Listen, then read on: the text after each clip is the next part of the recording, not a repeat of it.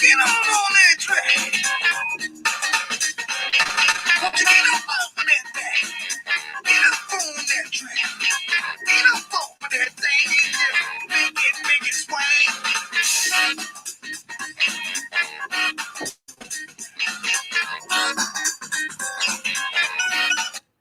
Oh man, don't you feel good to start off with some good tunes on this motivational Monday?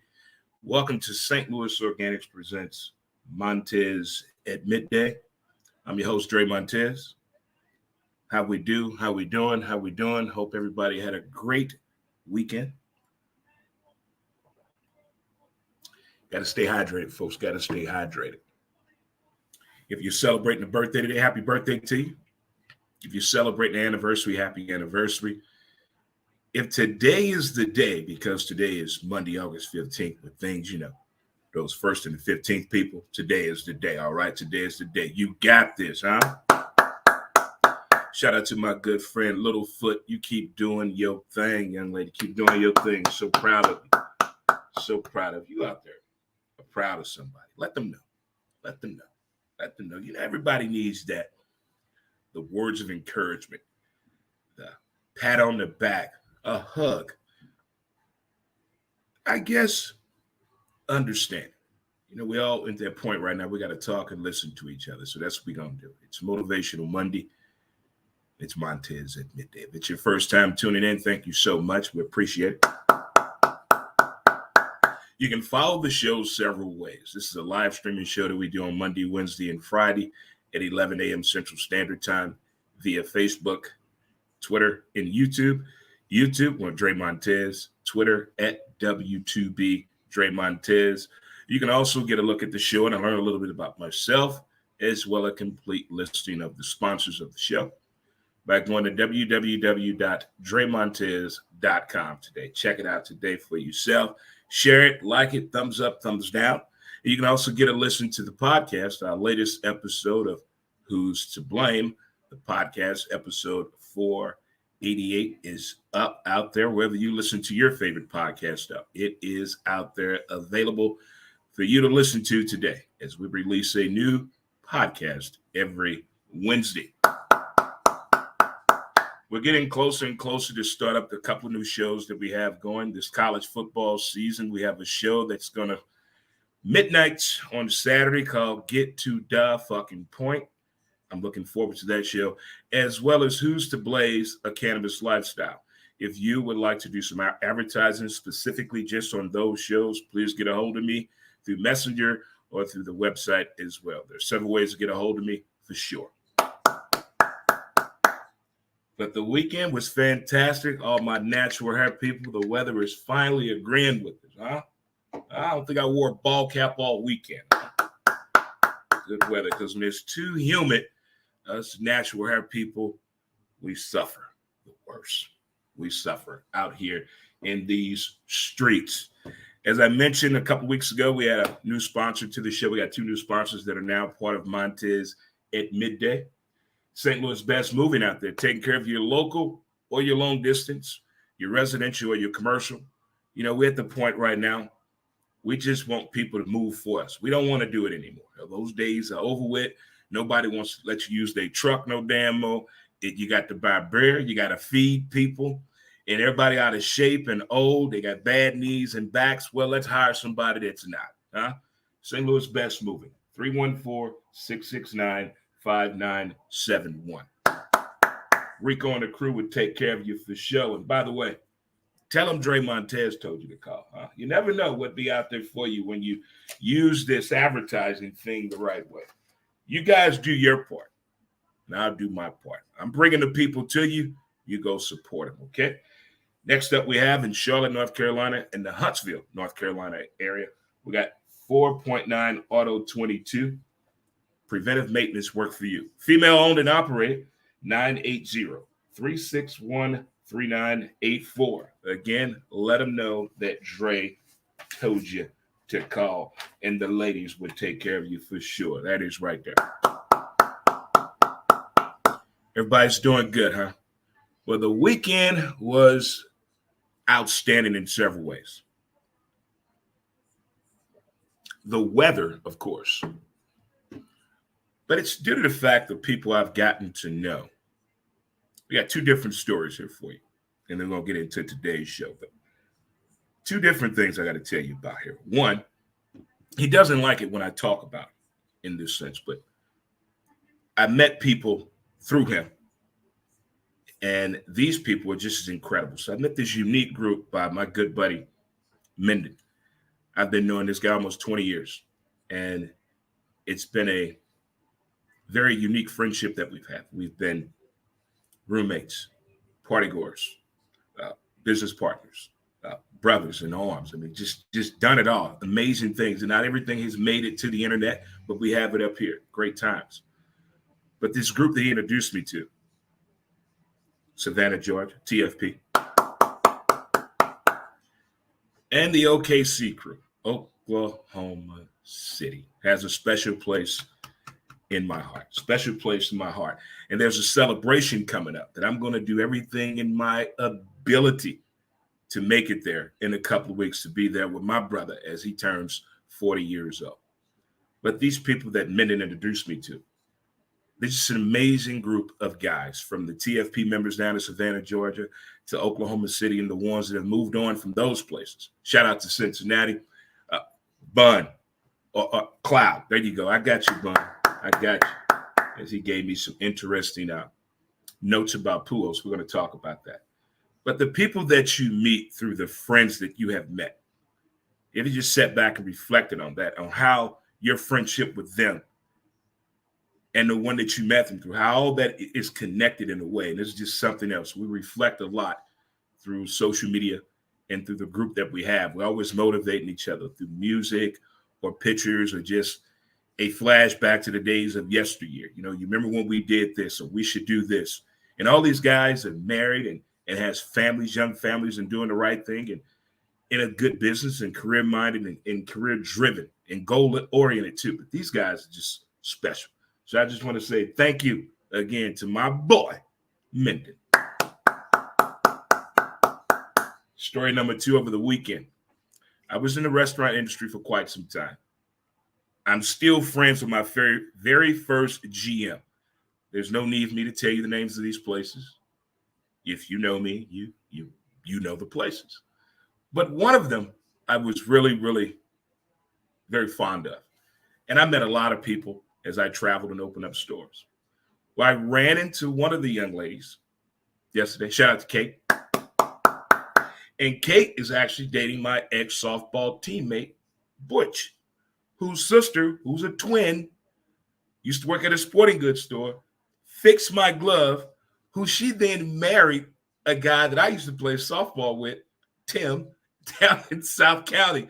So small world. And then I also ran into Alice, who I trained at another restaurant chain that I worked for. So yesterday was pretty that friendship globe was really all over the place yesterday. It was great to see everybody, Butch and Kate, and also Alice. Great to see you guys yesterday. It really was. It was fun reminiscing about the days of yesteryear, which I think everybody needs to do.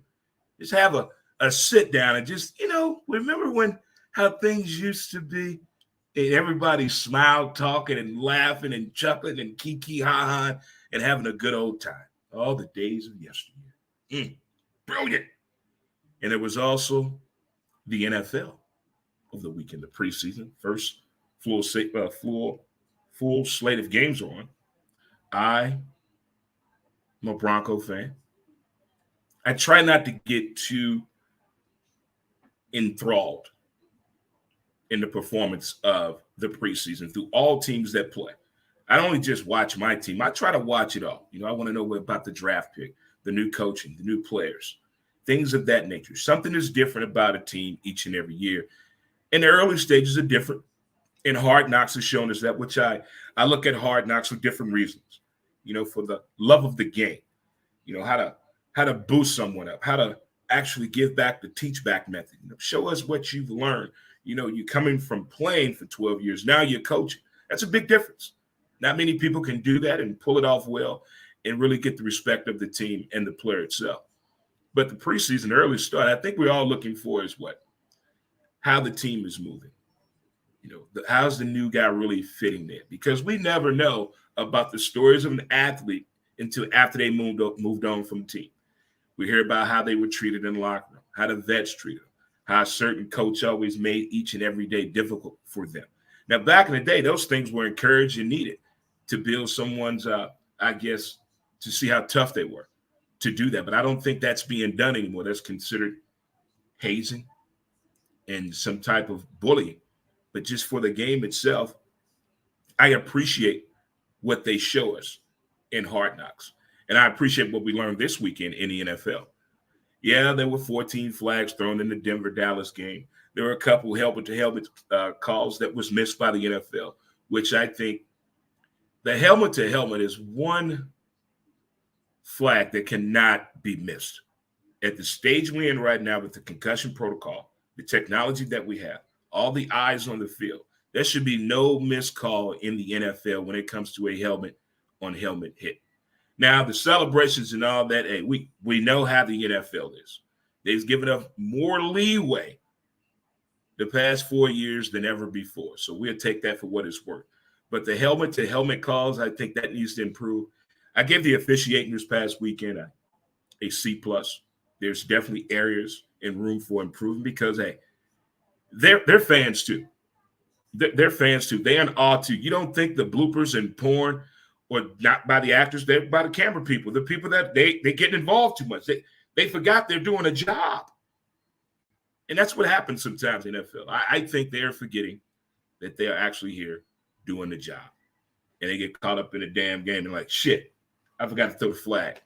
And now we're looking bad because we're getting into an argument. And when you argue with somebody who's never wrong that the umpire referee missed the call, it's like listen to the sound of one hand clapping. Makes no sense at all, does it? Huh? Does it make any sense at all? It doesn't. But that's why we do it. It's for the love of the game. But the NFL has bigger issues outside of the game. I'm thinking today around 2:01, but before 6 p.m., we should find out more things about what's going on with the NFL itself. But it is Montez at midday, and we got some baseball to talk about because my boy, my favorite Major League Baseball player, plays for my hometown team, the St. Louis Cardinals. Mama is that man again, Albert. We're going to take a short break, and we'll come right back. I'm going to tell you about what my man did inside the numbers of Pujols. Be right back, kids. Mountains as smooth as a river flows.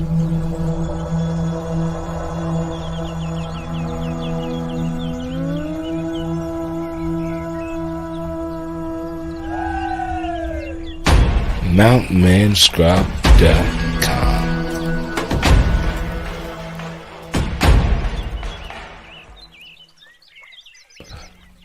Get your scrub on.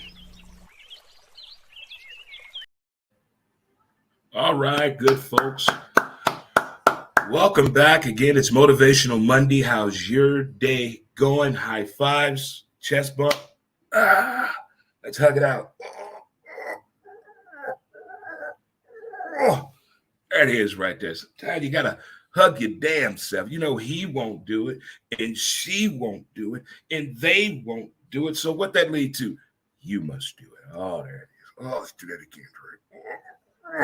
It's a good hug right there. There it is right there. Right there for the people, of the people, by the people, a game. Wow. St. Louis Cardinals and Cardinal Nation. How do you feel? How do you feel? Let's go back to that moment.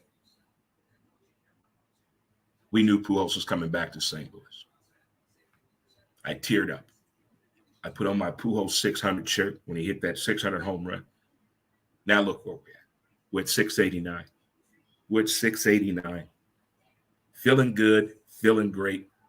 As told by Katie and Gabe, they went to the game yesterday. And before the game, a fan won for Pujols' 688 home run, 688 nuggets from Chick-fil-A. When can I come over to be a part of this? How are they giving these out to you? I mean, what increments? You get so many a week? I got to know about this. It was like when I worked at that one place and they gave out free wings for a year. Now, you had a little card and you would come in and pass out one, and that's how they did it there. I'm wondering how Chick-fil-A is going to give out 688 nuggets. But I'm down, and congratulations to you again. Thank you for the info, Katie and Gabe. Right there. But our man Pujols, 689, plays for our St. Louis Cardinals, my favorite team. When your favorite player is doing his thing. Well, as I told you, shout out to my man Mark/Bun via Oklahoma City, via Cincinnati, that's coming to the Lou this winter. Shout out to TJ Menden as well. This is what I was told about Pujols and his 689 home run. But also, there are two people with over 600 home runs that never hit 50 in a season. Pujols and Hammer and Hank Aaron. Wow. There's your tidbit information right there of the day. Brought to you by A Always Towing. They're always there for you in your time of need. Right there for you. But Pujols, 689 home runs, 63 multi-home run games, 59 two-home run games, 4 3-home run games, 118 two-run homers, 12 3-run homers, 130 multi-home runs. So 689 divided by 130 multi-home run games equals about 18.89%. That's saying that every 1 in 5 times Pujols hits a home run, there's a 1 in 5 chance he's going to hit another one in the same game. Wow. That's getting inside the numbers right there. That's some DY know. That's some did you know. That's some DYK right there. Thanks again, Bun, for that. Thanks again. I mean, he launched it, and I love his celebration. I like when baseball players get excited by themselves. Like he had Montgomery getting pumped on Saturday. No, it was Friday night. He was getting pumped on Friday night. That was awesome. The self-celebration. It's like after going to the bathroom, you done did some work in the bedroom. You go in that bathroom, you look in the mirror, you like, yes. You know it. Women do it too. Women do it too. Trust me, women do it too. But wow. And there's always that one negative Nancy, a fucking Josh, or somebody out there that wants to bring the room down for no apparent reason. Sitting up there enjoying the game in Little League Baseball as well, and out comes a cry from the bar and says, 689, he still won't get 700. I saw my whole soul leaving my body and doing a spider monkey on him. But at 51 years old, we don't do stuff like that no more. Luckily, there was a young lady at the end of the bar who heard the exact same thing I heard, and she let this motherfucker have it. Sir, don't come in here with your bullshit, okay? The Cardinals are winning, and that's all that matters. You go, girl. Thank you. That's all it's about right there, man. Supporting the team and each other, the cause, the people, for the people, by the people, and of the people. Speaking of the people, I think we need each other help out there in this next story here, guys. We need each other help. This is less than 10 days ago. Within 1 hour, social media went crazy. The next day, people were talking about it all over the place. And we actually got to see those young men again this past Sunday morning. It was the Little League baseball incident when a young man got hit in the head. And what happened after that? Everybody was like, that's sportsmanship. That's what it's all about. These kids are showing adults how to be and how to act when it comes to competition. And there's an injury, there's a win, there's a loss. How do you handle this? And these little kids transform thoughts as we thought. I don't know how to handle this other thing that's happening out there. And it's been going on for a long decades now. I'm talking about the adults that attend these youth sporting events. What in the actual fuck is going on at these games? Now, we were exposed on the dark side of youth football, what was going on in Miami, Florida.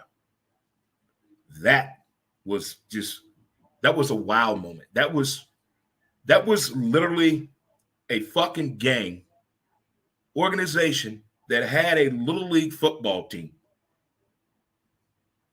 It was mind-boggling to me that, and there are a few guys in NFL that survived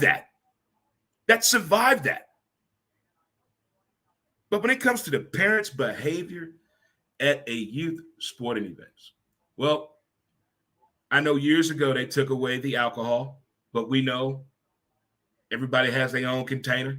You can't go around inspecting what's in anybody's container. You don't know what anybody is smoking anymore. You don't know what anybody is going through in their home on their way there. What was going on with the parents? What happened at the job earlier today? We don't know none of this shit. But when you're at a youth sporting event, how is it escalating to that extreme over a call, over a bad play, over your kid not getting in the game, over you thinking you know more than the coach and the officials? How does it get this bad? In every region of the United States, there's policies and procedures on how to conduct yourself at youth sporting events. Some enforced and some are not. It's going to get to the point where they just put the games on closed circuit television, give you an app, and you can just watch this shit at home. How about that? Now we're taking away from the kids now, because there's no one there to cheer them on, yell their name. Go, Becky. Get it, Sam. Go, look, Craig. Yay, Darla. You can't do none of that. They're not going to hear it because of the behavior of the grown-ass people who should know better.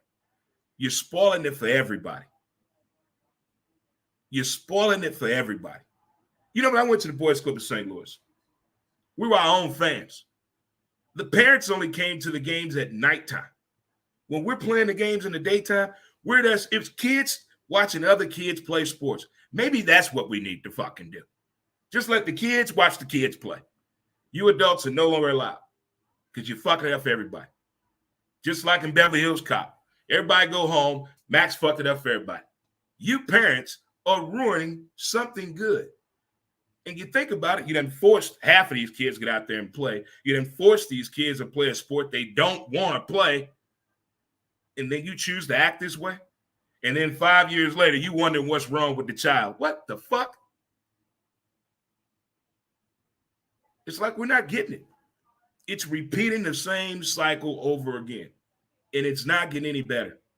The behavior off the field, the behavior in the stands. If you see a cop in uniform, then there's going to be hush up when they got motherfucking cop info. For y'all dumbasses. A metal detector, now league fees going to go up. Security officers and police officers, different pay scale, league fees go up. All of this keep happening, you're going to take it away from the kids. It's going to be nothing for them to do. We barely have a place for them to go now. Where can a kid go between the ages of 7 and 12 and feel safe? Where can they go? They can't go on the field now. They can't go on the field. For what? And you're just sitting back doing nothing. You're sitting back doing nothing, but you're reaping the benefits. You're reaping the benefits. I need to hear some solutions here. What can we do?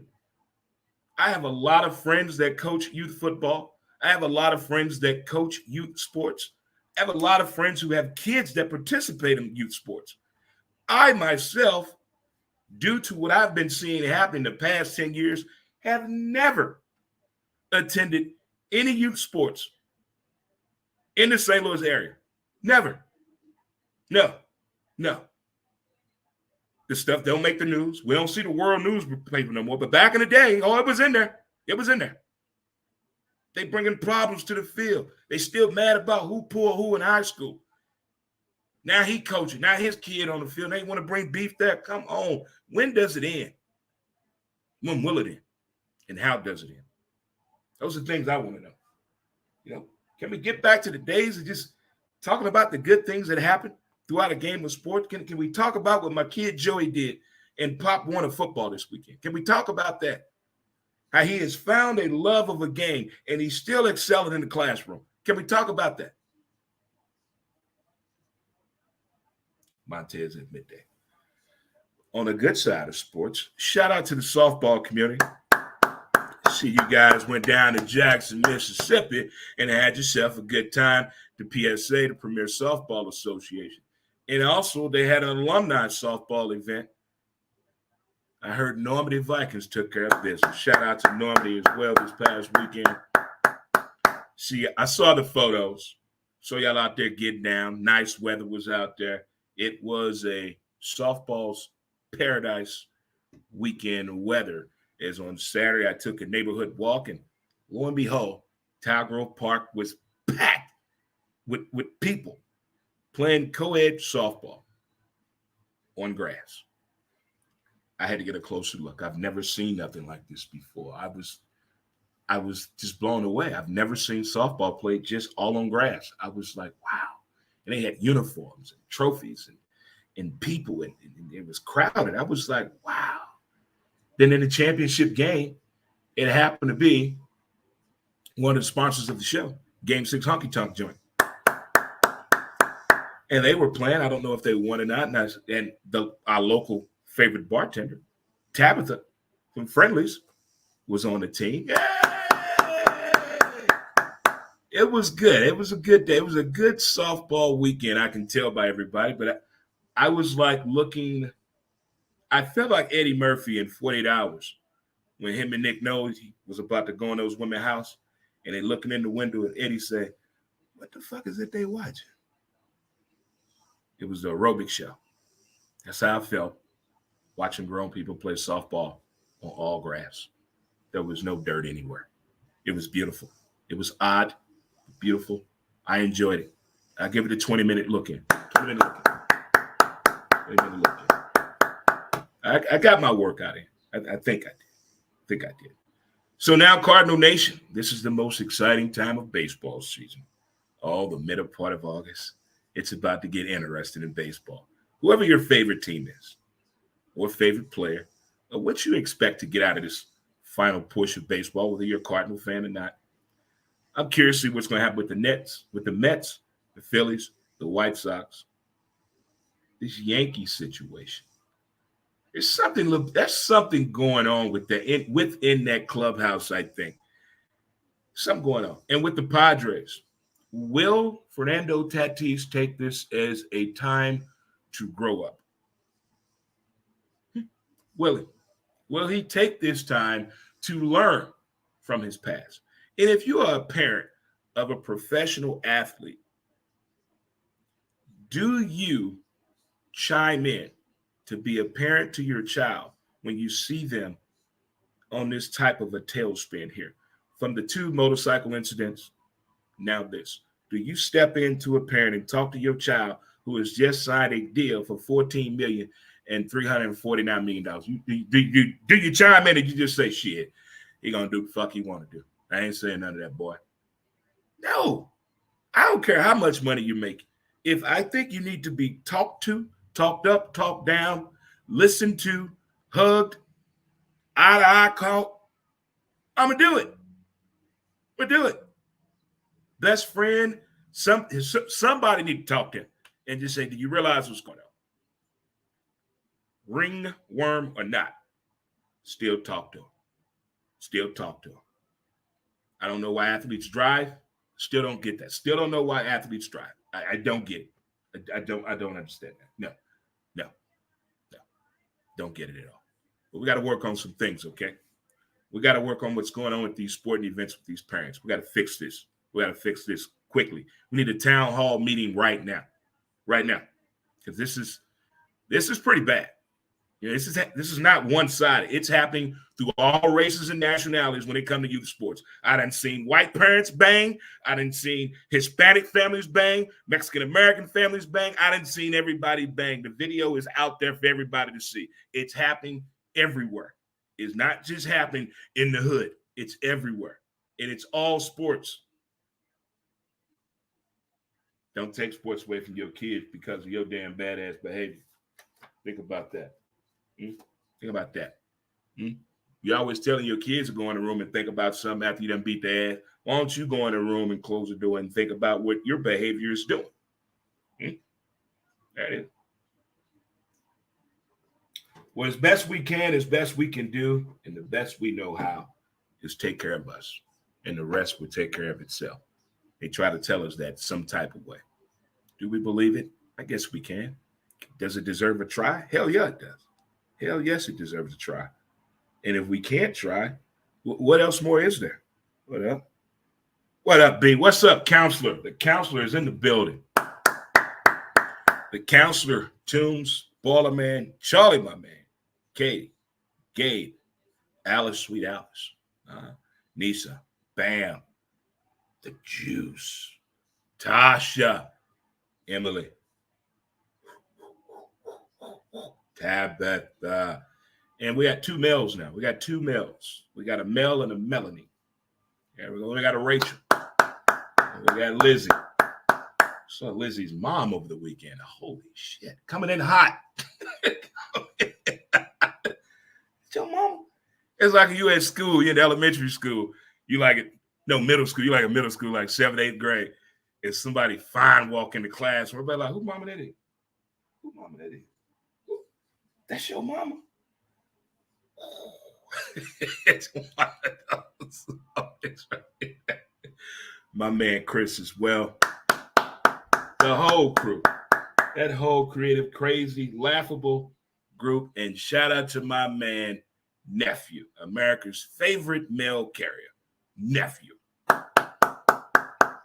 Well, folks, it's Monday. I want you to enjoy the rest of your day, rest of your afternoon. Motivate yourself. Stimulate the mind. You got this.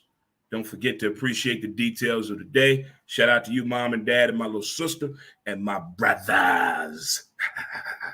And we're going to get some tunes here going, and we're going to get up out of here with the people, for the people. It's your boy, Dre, Montez.